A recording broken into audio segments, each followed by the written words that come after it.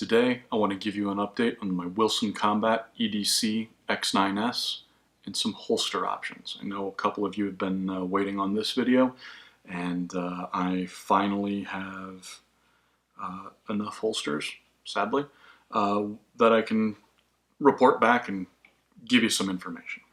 So, for those of you who haven't seen my other video, EDC X9S, similar to a 2011, with a flush magazine, which is here. It's 10 rounds. There's an extended magazine that is 15 rounds. I like this flush one. This is a very small gun, and it shoots much like a mid-size gun. It's fantastic. I really like this thing. And for more information on this gun in particular, go check out my other video. I've got two of them on it, the unboxing as well as range report. For a frame of reference, my preferred gun is actually a 2011. So this is an STI DVC Carry. If I was able to carry this year-round, I would. Unfortunately, in the summer when I am wearing, a t-shirt like I have on now, it prints more than I would like, and that is largely due to the length of this grip. Just to show you the difference here, keep in mind that's the difference in the grip length, and all that extra grip on that DVC Carry is what prints the most. And that really doesn't matter what holster I'm wearing. So that's why I'm currently using this EDC X9S. All right, now let's talk holsters.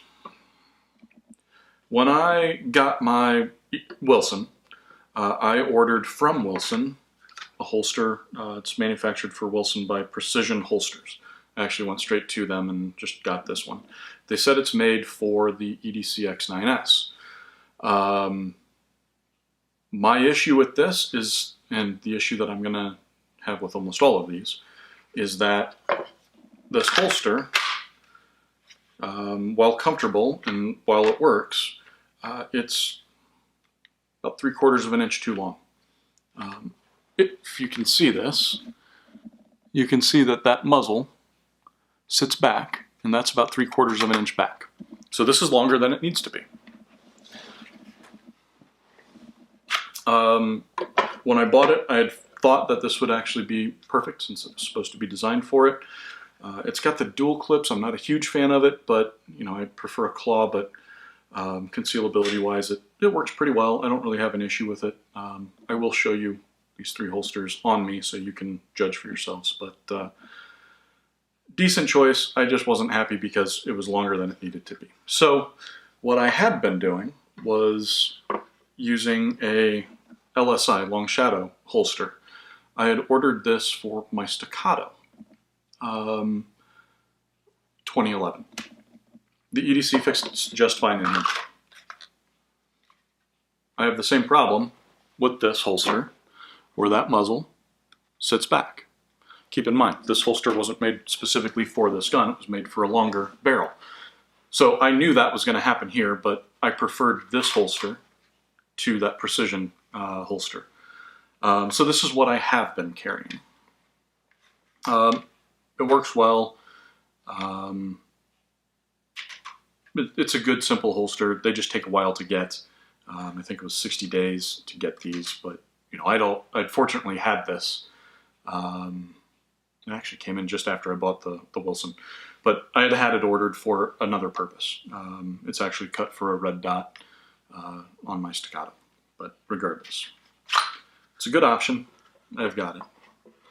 The one that I did order, and I hate to complain about it, but it's whatever. I'll just tell you everything that my thoughts on this. I had ordered this holster from Red Hill Tactical. I love their holsters. They make fantastic stuff. I really like this holster. It's very comfortable, but it also has that same problem. Where it is slightly too long. This one I don't think you'll be able to see as much, just because it's kind of closed at the end there. But You might get a glimpse of it. But either way, it doesn't matter. The barrel sits back here at the bottom of my finger, okay? So I have this section, it's about the width of a finger, where it is too long.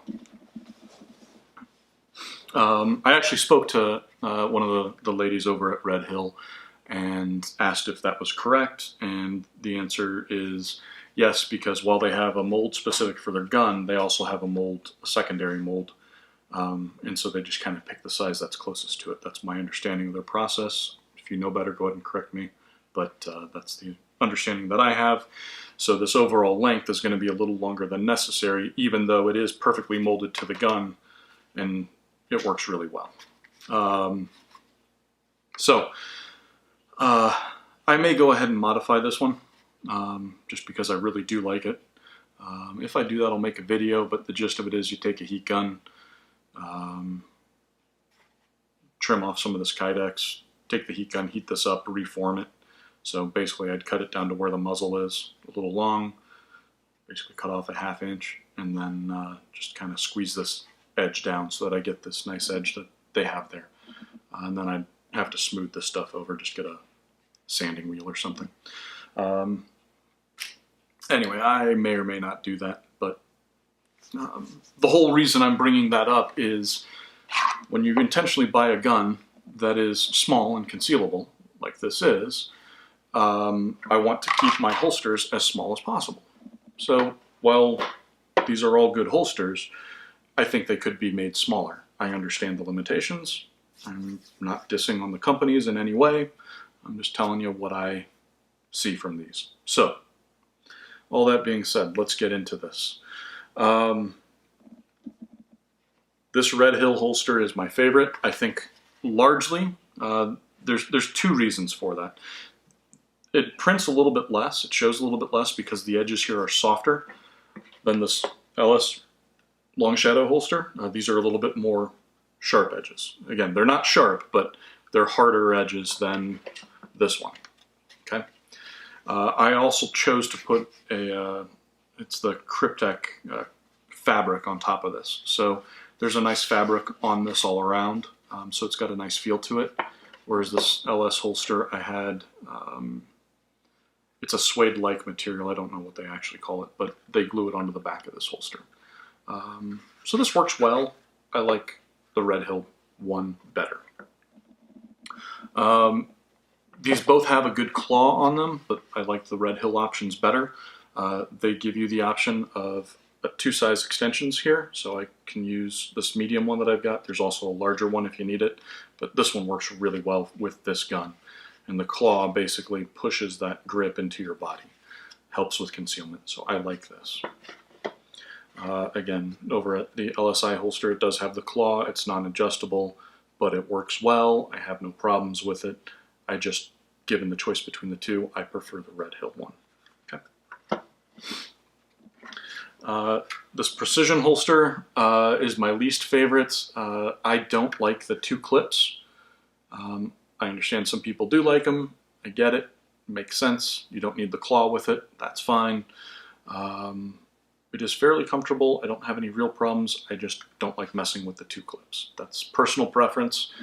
If you like 2 clips, it's a good option. Go for it. So, I guess the big question is, how does this thing actually conceal? Because I never got a chance to show you that. So here's what I'm going to do. I'll go ahead and put on both the Precision holster, the Red Hill holster, and show you the EDC X9S, the Wilson, in those. Then I'm going to switch over to this LSI holster, and I'll show you the Wilson in there, and I can also put my DVC in there. The DVC fits in here. It does not fit in the other 2. Just the way that they're molded, that's just kind of the way it goes. I believe the biggest issue is the difference in the trigger guard here. You can see the Wilson is rounded, the DVC is squared off. So the Wilson will fit in a holster designed for a square trigger guard.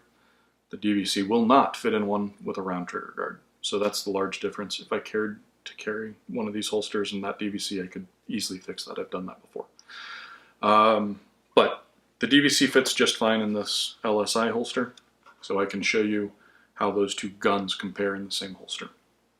The one thing I will also point out is, just for demonstration purposes, the Wilson is going to fit into this LSI holster much better, much tighter than this DVC does. It has adjustable retention. I can fix that, but there is a difference in the thickness and how this holster grips on that gun. So for demonstration purposes, so that you can see just how they fit and how well they conceal, it's not a problem. If I was carrying it this way, I'd crank this thing down a bit and then use it. So let's jump right into it. Let's go ahead and do this precision holster. Again, this is my least favorite just because of those clips, but let's show you how that works. I'm in shorts and a t-shirt. This is what I pretty much always wear in the summer, so no problem there. I carry appendix, in case you don't recall. So that's the holster with nothing in it. And let's go ahead and put this in. So,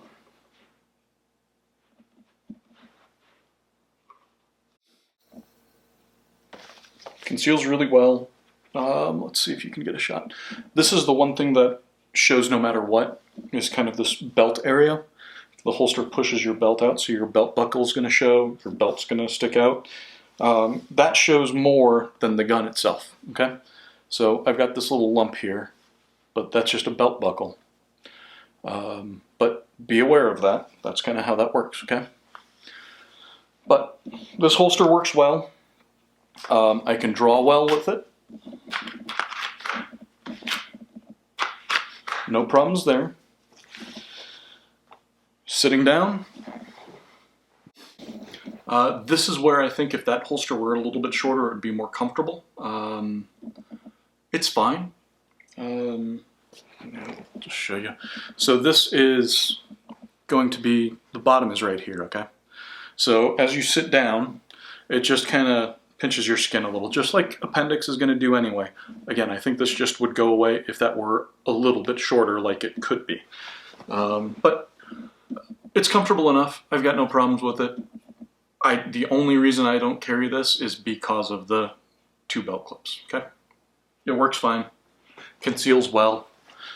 It's a good option, and honestly it's the cheapest option of all of these. The Red Hill may be a little cheaper if you don't get all the options on it, but that's just the way it goes. So let's take this guy out.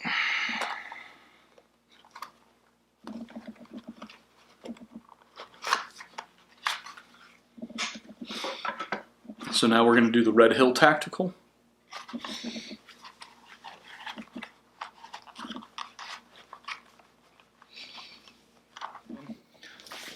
Okay, just the holster. Again, same thing with the belt. You can see the belt buckle, it kind of pushes out. That's just how that goes. We can go ahead and holster this up real well.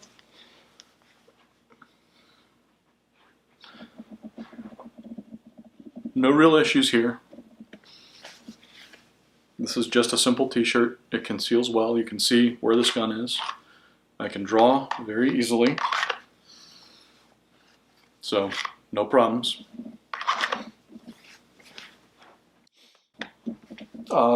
If I lean, you can kind of get it to print, but just normal.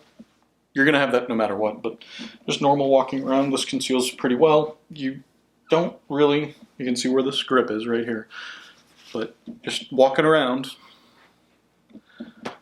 no one's really going to notice that. So it conceals quite well. I like this. And this, I think, is the most comfortable holster. Sitting down, this is more comfortable than that precision holster. I think just where it rides, and I think this one's slightly shorter, you know, maybe a 1/4 inch, but it fits really well, even though it's in essentially the same location. It works well. I think one advantage that it does have is where I'm able to position this. With the precision with the two clips, I'm forced to have the gun over just a little more because I have the two clips right here. But this way I can keep it a little closer. I could fix that by moving my buckle over too, but regardless. This is the position I like this holster in, so that's why I'm set up this way. This is perfectly comfortable to sit down. I have no issues here. I like this holster. I like the fabric. So this is a good option. Okay. Last one. This is the LSI holster, Long Shadow Ink. Again, solid holster, real good. I do like it. If I wasn't going to use this for a different gun, I would actually cut this one down. This one would be real easy to cut down. But I don't need to. So just the holster. Again, you can see where that belt is. Same problem with all of them. Not really a problem, just acknowledge it. Put that gun in. So there's the grip right here where my fingers are. Not really showing. No problems. Same thing, you can lean back and it can show a little bit, but overall, and you'll just see some of these little indents, but if you're just walking around normal, this conceals very well. No problem drawing. All this works very well. So, another good option, even though it's not made specifically for this gun, it works perfect and it is easy to modify if you want to go that route. Now I'll show you why the difference between that DVC Carry and that Wilson. So let's go ahead and swap guns. Here's my DVC Carry. Let's take out the Wilson. Put the DVC Carry in. So this is the problem as I see it. It's just that grip. So it shows more, you can see right there. And just trying to be fair about it. Just make sure the shirt's not sticking. You can see right here's that edge, and as I turn, you can see that edge of that grip and of the magazine. That is what prints. May not be a concern. I don't think most people would notice it, but for me, I prefer to keep this a little bit smaller and print a little bit less. I know I've mentioned it before, I'm not going to get in trouble out here for this, but that's just the way it goes.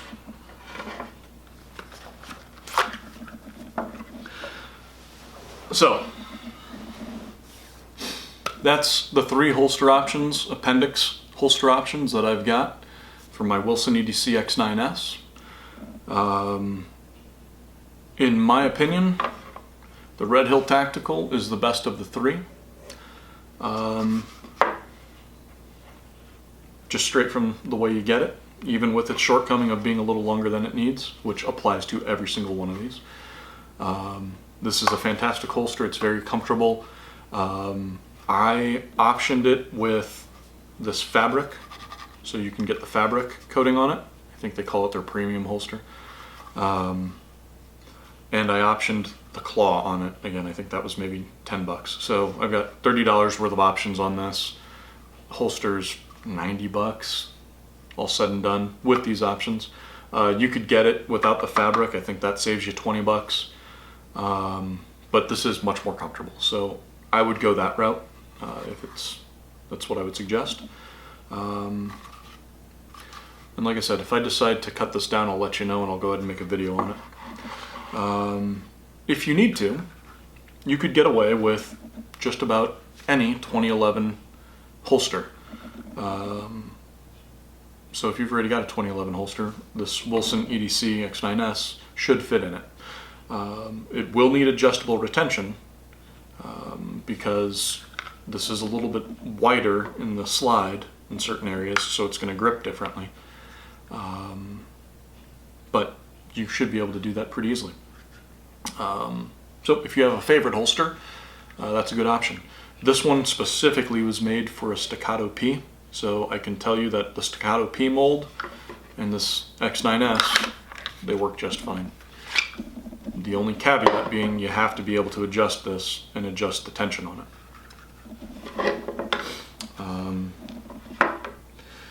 So that's where we're at with that EDC X9S. Some holster options for it. Hopefully some of you found that interesting and useful. Take care. We'll do this another day.